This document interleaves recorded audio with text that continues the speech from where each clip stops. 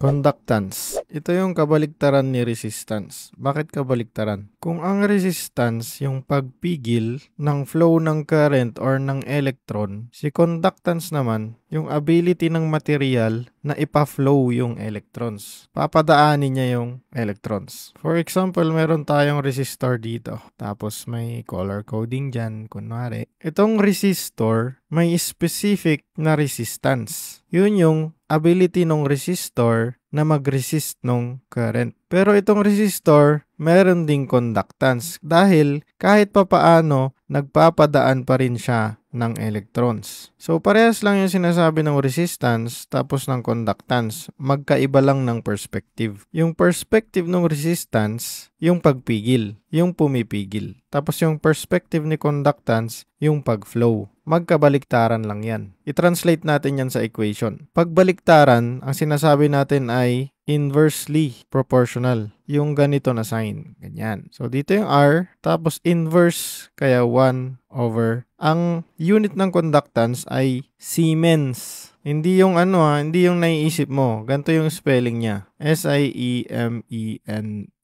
Ganyan. Tapos, ang sign ng conductance ay G. Yung unit naman ng conductance, yung kabaliktaran ng ohm. Di ba ang ohm? Ganyan. Sa conductance, ang unit niya, kabaliktaran yan. Ganto. Ganyan. Di ba? Kahit sa unit, magkabaliktaran sila. So, G ang sign or letter ni conductance dito sa resistance R. 1 over G yan. Pag i-express natin ng equation, syempre palitan natin to ng equal sign. So, ang resistance natin ay kabaliktaran ng conductance. Yan yung formula niya. So, ganun din kung in terms of conductance naman. Yan ay 1 over R. Ngayon, bakit importante itong si conductance? Importante to kasi pinapakita niya kung gaano kagaling yung material na magpadaan ng current. So, yun yung perspective ni conductance. Kasi dito kay resistance, yung pagpigil lang. Though parehas sila ng sinasabi, kailangan din natin makita sa perspective ni conductance yung electricity or yung kuryente. Ngayon, igilid muna natin to. Tapos, i-relate naman natin siya sa Ohm's Law. Ohm's Law.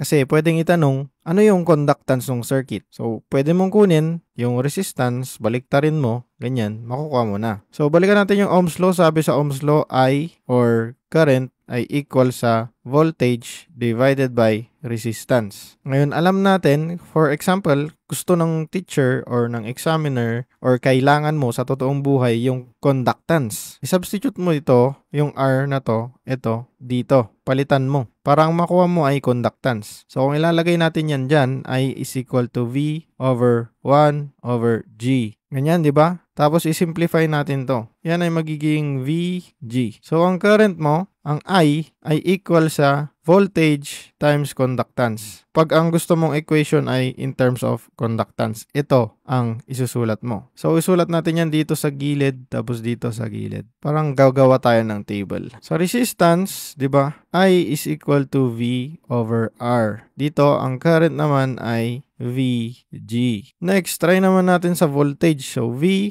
ay equal sa IR. So, palitan natin ulit yung R ng 1 over G. Kasi yun yung conductance. So, V is equal to I times 1 over G. So, multiply lang yan. So, ang V mo ay I over G. So, ang voltage dito, I times R. Voltage naman dito, in terms of conductance, I over G. Tapos yung last, yung kanina rin lang. R is equal to 1 over G. Tapos dito naman sa perspective ni conductance, 1 over R. O kung papansinin nyo, dito sa resistance, yung I mo, V over R, pag ginawa mong G, katabi na ni V. Diba? Lumilipat lang siya sa fraction. Pag pinunta mo dyan, magiging G. Ito naman, IR. Yung R, binaba mo, magiging G. Ayun ulit, oh. Ito naman, magkabaliktaran lang. So, ganyan yung relationship nila sa Ohm's Law. Paano naman sa series at saka sa parallel? Tignan natin. So, tignan muna natin yung sa series. Pag ang perspective natin ay resistance. Diba, ang resistance natin, ang R total, yung total resistance ng buong circuit ay equal sa R1 plus R2. So, pinag-plus lang to, tsaka ito.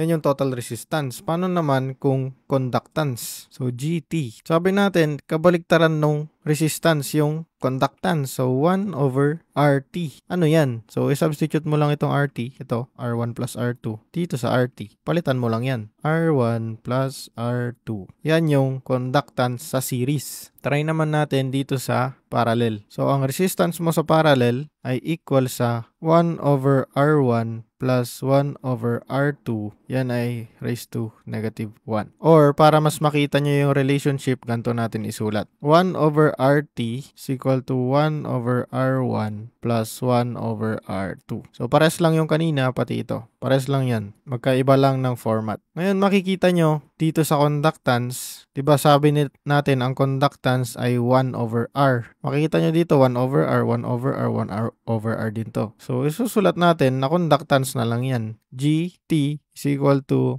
G1 plus G2. So, conductance nung una plus conductance nung pangalawa. Paano naman kung gustong hanapin ang resistance, pero walang bigay na voltage, wala ding bigay na current, wala ding bigay na power. Wala yang mga yan. Ang binigay sa'yo ay area, resistivity, tapos length. Ang kailangan mo dyan ay yung isa pang formula ng resistance. Ang resistance daw ay equal sa resistivity niya times yung length divided by area. Pero ano yan? Hindi natin maintindihan, di ba? Kasi formula yan eh. And i-explain ko kung paano yan gumagana. For example, may wire tayo. Ito yung wire natin. So, ito ay pagkuha ng resistivity ng isang material. Ito yung material or conductor. So, ito yung area niya. Siyempre, yung wire natin, pabilog naman yung ano doon, di ba? Pag pinutol mo yun, makikita mo pabilog yung nandito. Pati doon sa kabila. Tapos mahaba siya. Para siyang cylinder na mahaba. Okay, intindihin natin. Yung resistivity, yan yung attribute ng material o yung character ng material kung gaano siya kalakas mag-resist ng current. Yung length, ito yung length. Ito, yan, L. Minsan, pinapalitan nila yan ng maarte na L. Yung gantong L, cursive, yan. Gawin na lang natin cursive, maarting L. Tapos syempre yung area niyan, ito, cross-sectional area, ito lang yun. Hindi yung buong area na ito. Yung cross-section lang. Yung area niyan, syempre circle, edi pi r squared. Yan lang yung formula niyan. So, pwede nyong palitan ito, L, tapos dito sa baba, pi r squared. Pero pasimplihin natin, wag muna natin pansinin yung formula ng area, A lang muna. Diba sabi natin, ang resistance, pagpigil ng flow ng current. So, isipin nyo, yung flow ng current ay tubig. Tapos isipin nyo itong material na ito ay tubo. So, analogy natin to. Pag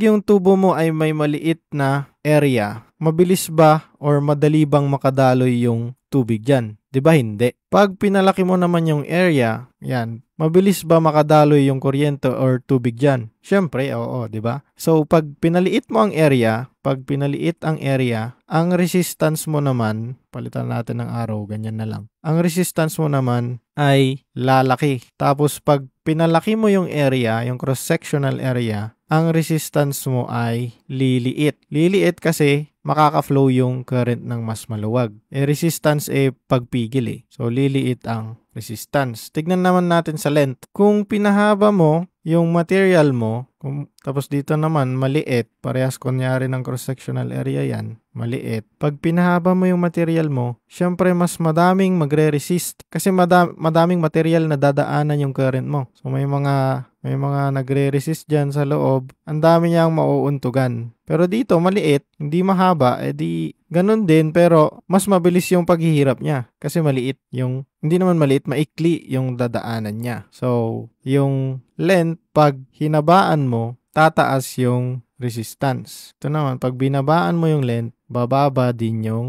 resistance. So, galing dito sa mga expression na ito, makikita nyo dito sa formula na ang length ay directly proportional sa resistance. Directly proportional, ibig sabihin, or yung isang element sa formula mo, tataas din dapat yung hinanap mo. Kung tumaas naman yung isang element mo tapos bumaba yung resistance or yung hinahanap mo, inverse proportional yon. Kaya siya nasa baba ng fraction. Okay, ito yung gagamitin nyo pag ang binigay sa inyo ay resistivity. Yan, iba-iba yung resistivity sa iba't ibang material. Iba pag copper, iba pag gold, iba pag iron, ganun. Madalas given to. Pero kung hindi yan given, syempre ito ang given, pati ito at saka ito. Meron pang isang formula ng resistance. May kasama naman na temperature yun. Sa future ko na lang ituturo. Pero yung principle naman dun sa temperature, directly proportional din sila sa resistance. Kasi yung mga atom dito, syempre pag pinainitan mo, di ba,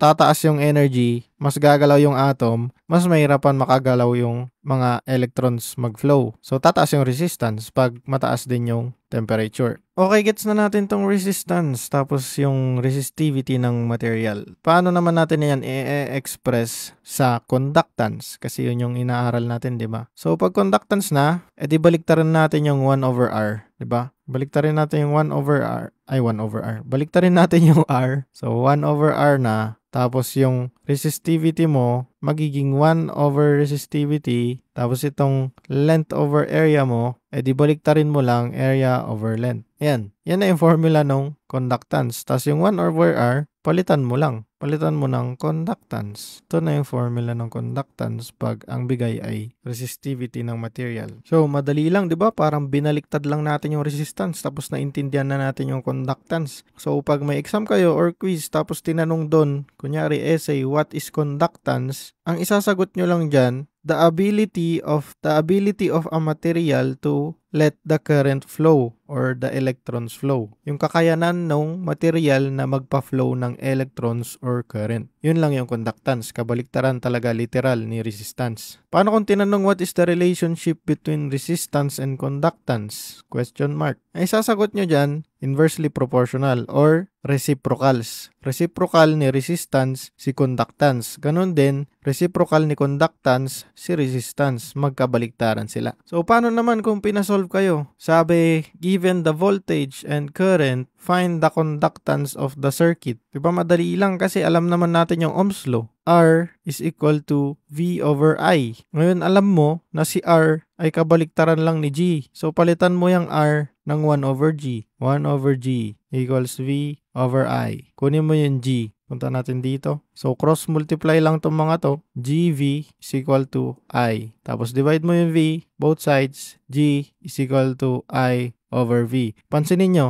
R is equal to V over I, G is equal to I over V. Binaliktad lang din, di ba? Nakukuha nyo na yung conductance. Kahit ano pang iba to sa inyo, kahit parallel, series, kahit ano pang bigay yung power, yung voltage, yung current, alam nyo na yan. Kasi ito pa lang sa definition na to, gets nyo na kung ano yung gagawin nyo. Kabaliktaran lang siya ni resistant.